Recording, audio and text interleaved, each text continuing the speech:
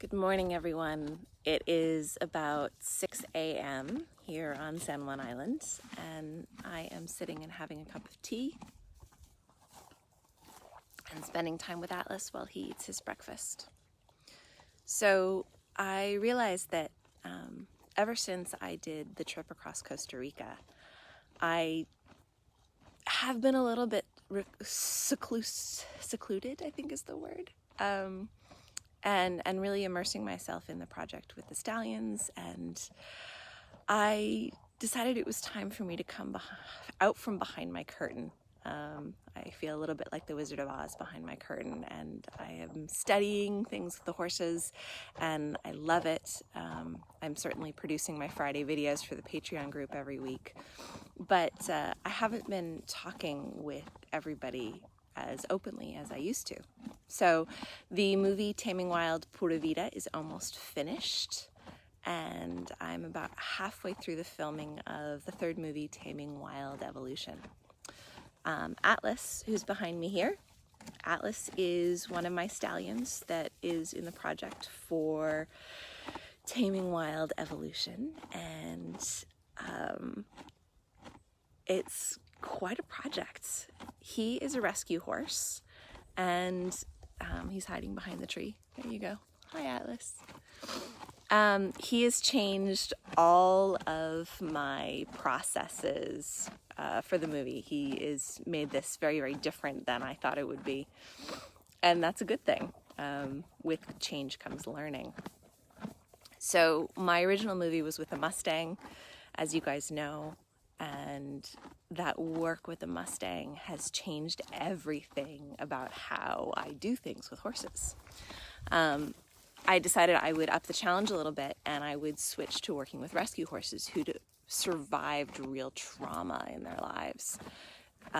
It's been an incredible difference. So I thought I would do a Wednesday morning tea with Elsa and Atlas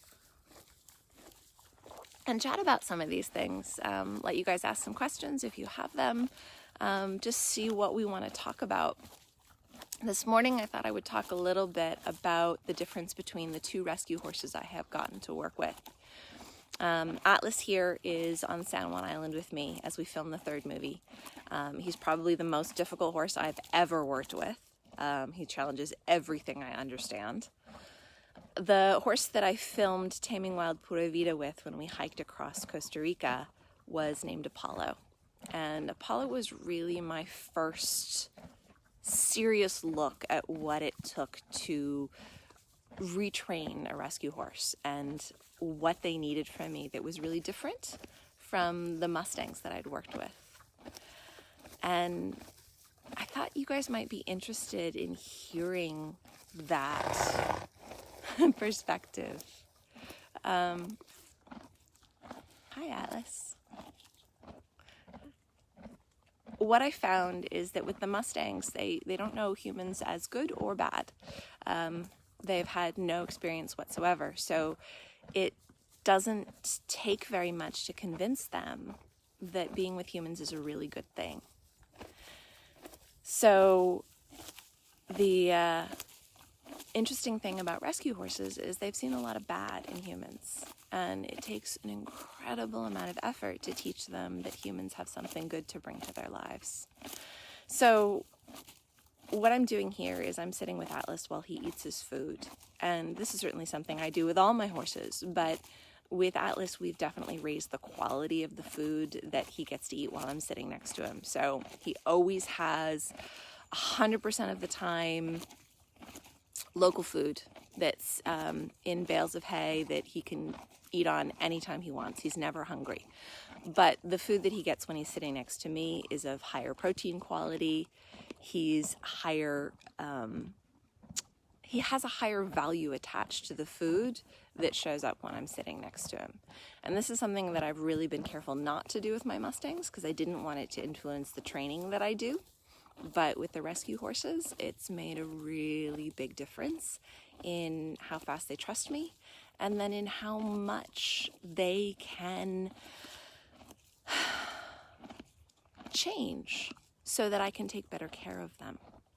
And I think that's the really big difference. My process is slow. It's super slow. And with the Mustangs, that's been fine because slow is good. And it's still fast enough. With the rescue horses, slow was too slow. And I found that I was not getting to trim their feet fast enough. I was not able to give them the medical care they needed fast enough. And so bringing food into the equation was a really important difference. And I had to adjust my values a little bit for the good of the horse. I still believe it's absolutely possible to train a horse with no food, but I mean, obviously they should have food available 24/7, but it doesn't need to be part of the training process. If you're willing to take it slow, you can absolutely train without the food part of the equation. But if you want to speed it up, food and sharing of meal times is one of the best ways to speed it up. Now, we do this as people too. We meet our friends for coffee.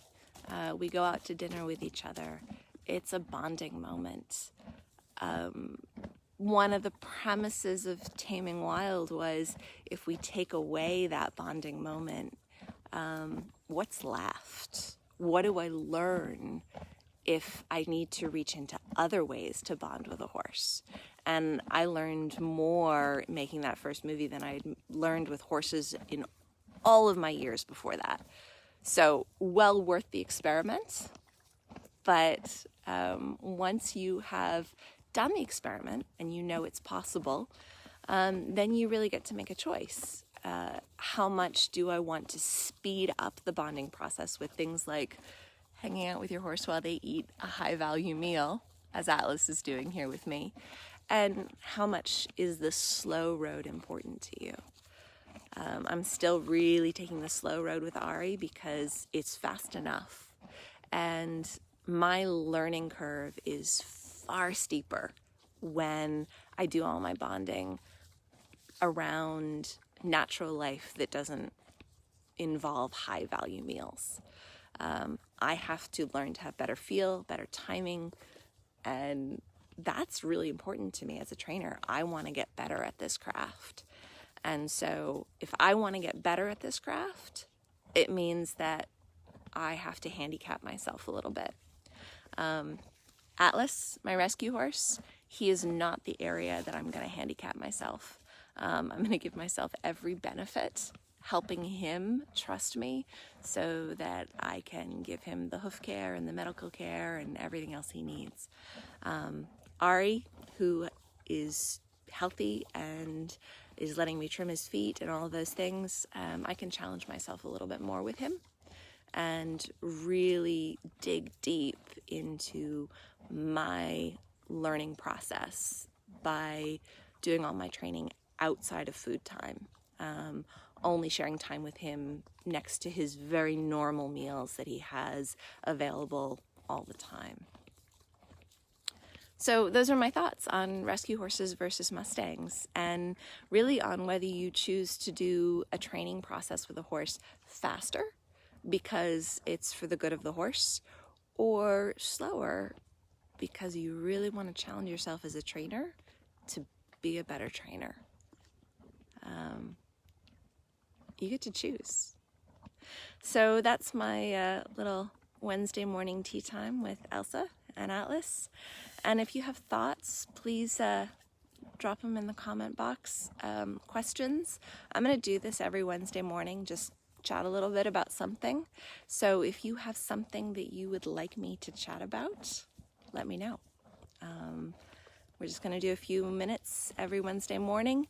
And then if there's something that really looks like it needs to be settled into a lot more, hi Atlas, and considered, I can make a longer video, of course, that'll go up on the Patreon group. But these Wednesday mornings will just be a little dip into some ideas, and I look forward to hearing from you guys. Thanks for joining me this morning for Facebook Live. This is Elsa and Atlas from the set of Taming Wild Evolution.